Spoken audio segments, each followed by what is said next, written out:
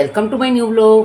તો આજે હું તમને દાડમ અને સફરજનની બરફીની રેસીપી આપવાની છું. તો મેં અહીંયા આગળ આ દૂધને ઉકળવા માટે મૂકી દીધું છે અને હું સાવ ધીમા ગેસે ઉકાળીશ. આ એક વાટકો મેં મિશ્રી લઈ લીધું છે, એક જ સફરજનની ચીર લીધી છે અને અડધો કપ જેટલું મેં દાડમ લીધું છે, જેને હું થોડુંક આપણે એમ કહીએ ને કે લિક્વિડ ફોર્મમાં, એટલે કે આપણે એમ કે એનું ખાંડની ચાસણીમાં પધરાવીને ખાંડને એમને થવા દઈશ અને પછી એમાં દાડમ અને સફરજન પધરાવીને પછી આમાં પધરાવીશ, જેથી કરીને આપણી ફ્રેશ ફ્રૂટ્સ એટલે કે આપણે દાડમ અને સફરજનની મીઠાઈ તૈયાર થશે. તો હું તમને દેખાડીશ. તો સૌ પ્રથમ તો મેં અહીંયા દૂધને હજી એકદમ જ ઉકળવા દઈશ ને પછી તમને એ ચાસણી બનાવીને દેખાડીશ. તો તમે જોઈ શકો છો કે આપણું ઘણું બધું દૂધ ઉકળી ગયું છે અને હવે હું આને આપણે એમ કહીને કેરેમેલાઇઝ કરી લઈશ ફ્રૂટને. તમે જોઈ શકો છો કે મેં આ ઘીથી ગ્રીસ કરી લીધું છે. એમાં હું સૌ પ્રથમ આ મિશ્રી પધરાવી દઈશ અને પછી હવે એને હવે હું એની જાતે જ ઓલું કરું, કેરેમેલાઇઝ કરવા માટે એની જાતે જ ઓલું થવા દઈશ. હમણાં હું એની માં ચમચો નહીં હલાવું, પછી ચમચો હલાવીશ. તો તમે જોઈ શકો છો કે મેં આ સફરજનના નાના નાના પીસીસ કરી લીધા છે અને આપણે આ મિશ્રી પણ લગભગ કેરેમલાઇઝ થવા માંડી છે. હવે હું એને એકદમ જ કેરેમલાઇઝ કરી લઈશ લો ટુ મીડિયમ ગેસ ઉપર.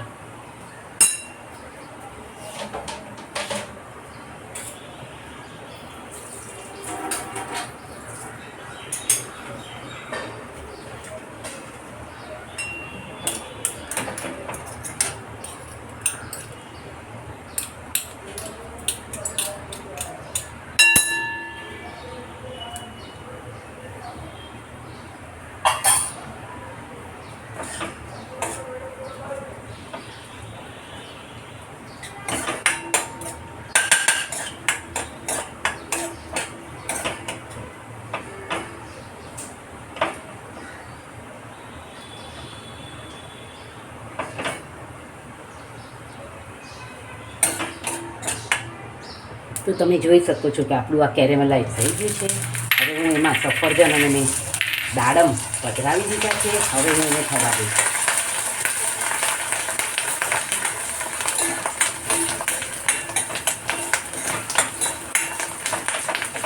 આપણે બહુ જ સરસ કલર આવી ગયો છે. તો હવે હું એને આપણે જે દૂધ ઉકાળીને રાખ્યું છે એમાં પધરાવી દઈશ.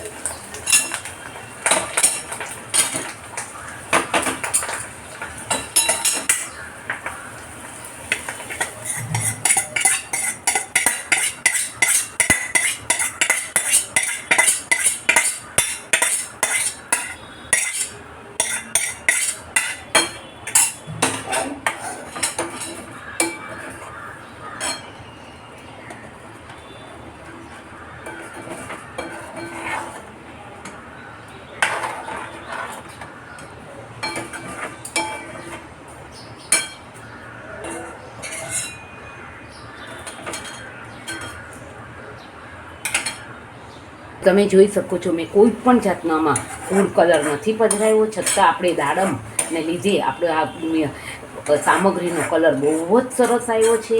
તો તમે નવી સામગ્રી હું જરૂરથી ટ્રાય કરીશ અને તમને દેખાડીશ. અને હવે આ ગોટી પડતું થશે એટલે મેં આને ઘીથી ગ્રીસ કરી રાખ્યું છે. હું એને આમાં પધરાવી દઈશ.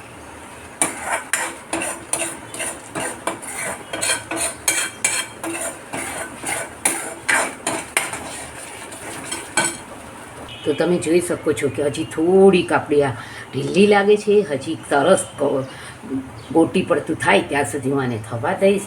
આ ઠરે પછી જોઈ શકો છો તમે એકદમ સરસ સોફ્ટ થઈ છે. પછી હું આમાં પધરાવી દઈશ એને. તમે જોઈ શકો છો કે આપણું આ એકદમ સરસ થઈ ગયું છે. હવે હું એને આમાં પધરાવી દઈશ અને ઠરશે એટલે તમને પીસીસ કરીને દેખાડીશ. જોઈ શકો છો કે આપણે એકદમ સરસ આ સામગ્રી તૈયાર થઈ ગઈ છે. હવે આ ઠરે એટલે એના પીસીસ કરીને તમને દેખાડું. છો કે આપણી એકદમ સરસ સામગ્રી તૈયાર થઈ ગઈ છે અને આ બધી જ ફ્રેશ ફ્રૂટની સામગ્રી કરવા માટે મારી ચેનલને લાઈક કરજો, શેર કરજો, સબસ્ક્રાઈબ કરજો. અને જો તમારે કોઈ રેસીપી જોવી હોય તો મારી ચેનલમાં જરૂરથી મને અપડેટ કરજો. તો Vaishnav food blog by Dipti Chitaliya Sanghavi. See you tomorrow. Like, share and subscribe.